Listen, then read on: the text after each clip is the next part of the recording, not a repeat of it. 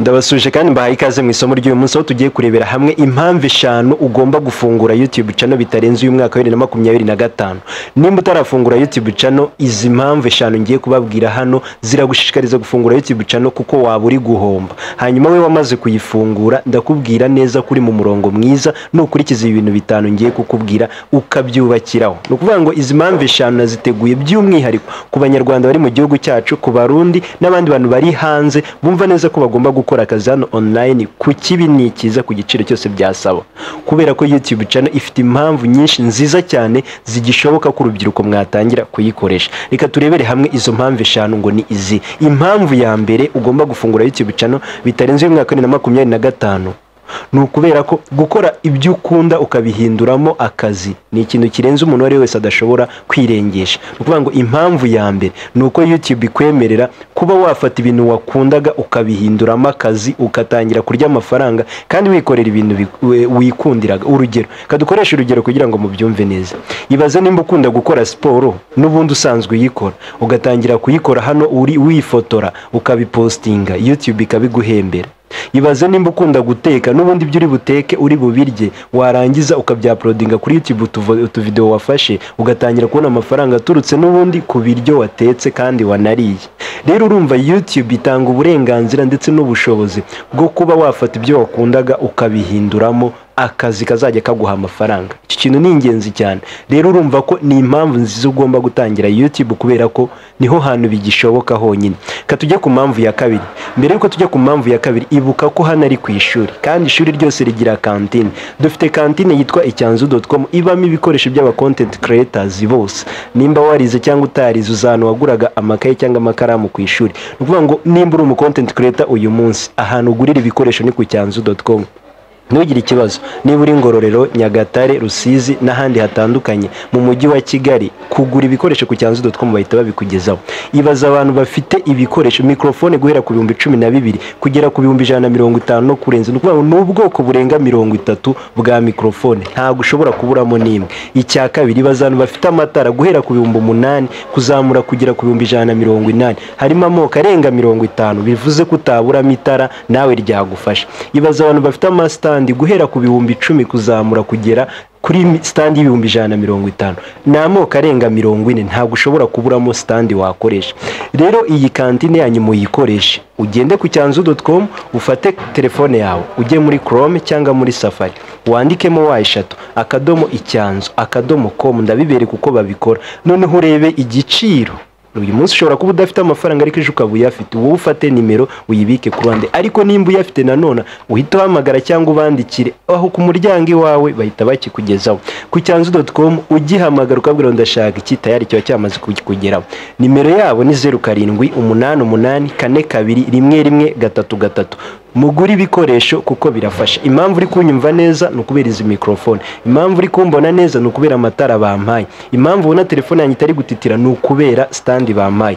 Nawe byakunda kandi wikwigora ibiciro biri hasi. Iyo nimero muyikoreshe muzanshimira nyuma. Reka twihute ku mpamvu ya kabiri yihutirwa igomba gutuma ufungura YouTube channel muri uyu mwaka wa 2025. Impamvu ya kabiri niyo business yunguka mu gihe kirekire kandi washoye make. Kugera kuri uyu munsi gutangira business ku rubyiruko biragoye, aho ushobora kwibaza utoke ngiye gucuruza amatelefone wenda mu mujyi. Uratekereza iseta igifite igiciro cyayo, uratekereza igishoro cya telefone, uratekereza ibindi bintu byinshi cyane bigusaba kugira ngo ushobore gutangira business.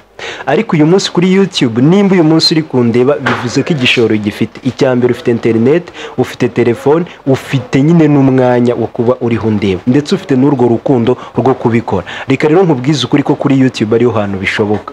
Nukuvuga ngo uyu munsi uri gutangiza telefone ya 21 cyangwa se telefone y'ibihumbi 200, iyo ufite yariyo yose ugatangira ugakora business, ejejo bundi igatangira kuguhemba kandi bihoraho. Uko ugenda ubona udufaranga ugura ibikoresho ku cyanzu, ukomeza wubaka business yawe, ejejo bundi ugasanga channel yawe yamaze kuba monetize, utangiye nayo gukirigita amafaranga. Menya neza ko rero YouTube uyu munsi uyu mwaka wa 2025 ntago ugomba gusigara udafunguye YouTube channel, kubera ko niho hantu hagishoboka hunguka kandi washoye make cyane. Uracyafite amahirwe muyafatirane kuko ejejo bundi ibaze bashyizeho ko kuyifungura bisaba kubanza gutanga nka miliyoni y'amanyarwanda ni urugero, cyangwa se bagatangira kuzishyiraho limitation, bakavuga bati wenda umuntu uzajya ukoresha YouTube channel agomba kuba yararangije kaminuza, yaradepoje wenda degree ya A0.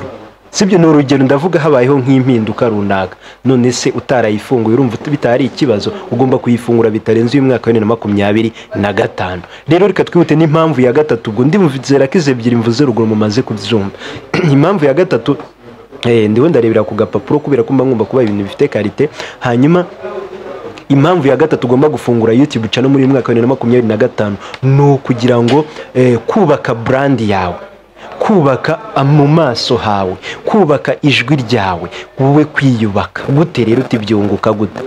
None se nta hantu uraca wenda nko ku cyapa ukabona hari ifoto y'umuntu afashe nka telefone gutya, agafata nka telefone gutya, ukabona hari ifoto, ugahita umenya neza ko uwo muntu ari kwamamaza iyo telefone, cyangwa se ukahaca afashe nk'icyapa cya icyanzu.com, wenda mujya mumbona afashe nk'icyapa cya icyanzu.com, biba bisobanuye neza ko maze kubaka brand, umbonye yamenya akanamenya ko iyi mikoro mfashe ari nyine ari icyanzu.com ndi kwamamariza. Urumva ko muri iyo minsi iyo company bitangiye kumpembera ko mu maso hanjye cyangwa uko ngaragara bikunzwe, bishobora gutuma iyi microphone igera ku bantu benshi. Hari n'abandi batunzwe n'ijwi ryabo kubera ko baryubatse, nk'aba Ismael Mwanafunzi ushobora kumva yakoze publicity ugahita wumva ko ibyo bintu biri seriye yakoze, nk'aba Gentil Gedeon n'abandi batandukanye, ba Karini Jabo n'abandi batandukanye. Rero kubaka brand yawe bikuviramo amafaranga. Ibaze kuvuga usanzwe uvuga, none ibaze kuvuga bakaguhemba.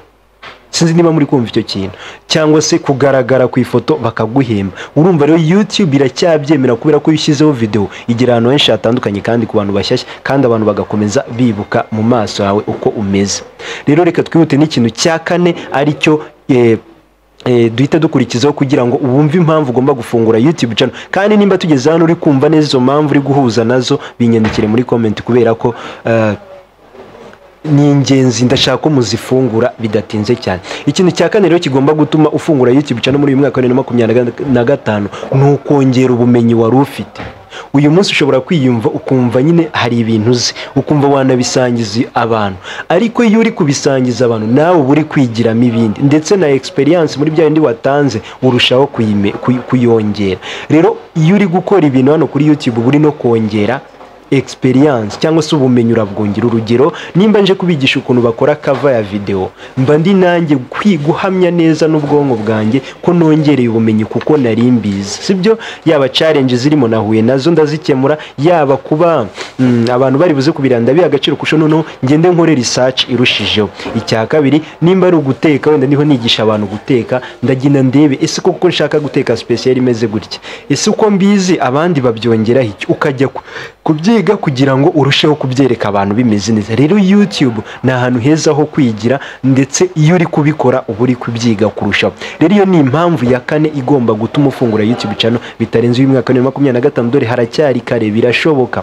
Reka twihute n'impamvu ya gatanu kugira ngo ushobore duhite twihuta cyane tudatinze, ari nayo ya nyuma ya gatanu. Reka mbere yuko nyibabwira mbibutse ko twika SMM hano baba bafite mu kuboko gute. Nimba ushaka kuzamura social media zawe kandi mu gihe gito, menya ko twika SMM nicyo kintu bigiye za superieur. Ibaza abantu bakora kuri channel ya Gete uzaba subscribers 1000 cyangwa 100 gukandaho gusa. Icya kabiri, Instagram yawe bashobora kuyigira nk'ari we muntu wa mbere w'umwe influencer hano mu Rwanda, TikTok, Facebook ndetse n'ahandi. Ibaze ko batanga n'ubujyanama. Wowe ikintu utarakora nzi kibi mu buzima no kuba utarabavugisha. Twika SMM n'ubavugisha, uzaza hano nshimire muri comment kandi abantu bazabibona hano. Nukuvuga ngo bakugira inama, baragufasha bakazamura social media yawe. Naba abantu ubona bariho bazamuka byihuta, nuko bakunda kubisha, ariko uzabaze burya Twika SMM bifitemo kuboko kumeze guri, iri kuba supporting, iri munsi iri guterura. Nawe babigukorera nimba uri mu mahanga cyangwa uri hano mu Rwanda cyangwa hano hatandukanye. Wewe bandikire kuri iyi nimero 079 30 25 661 uzanshimira nyuma. Reka tujye ku kintu cya gatanu, ari nacyo cya nyuma kigomba gutuma ufungura YouTube channel bitarenze uyu mwaka wa 2025.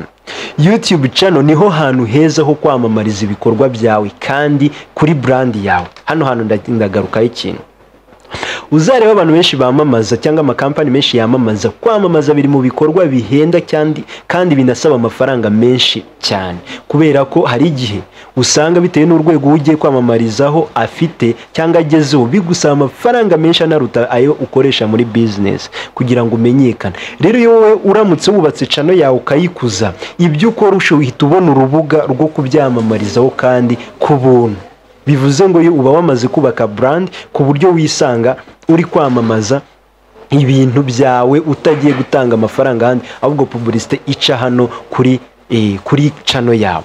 Rero niba ubaka channel yawe uyu munsi igakura akantu ku kandi, bizarangira amafaranga wari kuzaha umuntu runaka ngo akwamamarize uri ubwawe uri kuyakoresha, kubera ko uzaba ufite ntuze platform yo kubigaragarizaho. Rero menya ko YouTube iyo umaze kuyikora neza ni ahantu heza ho kwamamariza ibyo ukora. Uyu munsi ushobora kubona ntabyo ufite uri gukora, ariko ejo uzabigira cyangwa uzabitekereza. Rero ubaka ahantu ho kubyamamariza. Izo mpamvu 5 mbabwiye ni ingenzi. Utarafungura YouTube channel yifungure kandi uhita ukora subscribe hano kugira ngo urusheho kwiga. Kugeza kuri ubu ngo niyo ufite 300,000 z'aba subscribers, nta muntu urekera kwiga. Buri munsi YouTube ya updating ibintu bishyashya, kubera ko nyine nayo irakiyubaka kandi iracyafite byinshi byo kuzamura. Niyo mpamvu rero nkubwira ngo tubane hano buri munsi. Ikibazo ufite ukimbaze, jyuza hano buri munsi kugira ngo tubane ndetse na video zikugereho mu bambere. Reka dure mu video ataha. Ciao ciao, ndabakunda, nitwa Gatari Fred.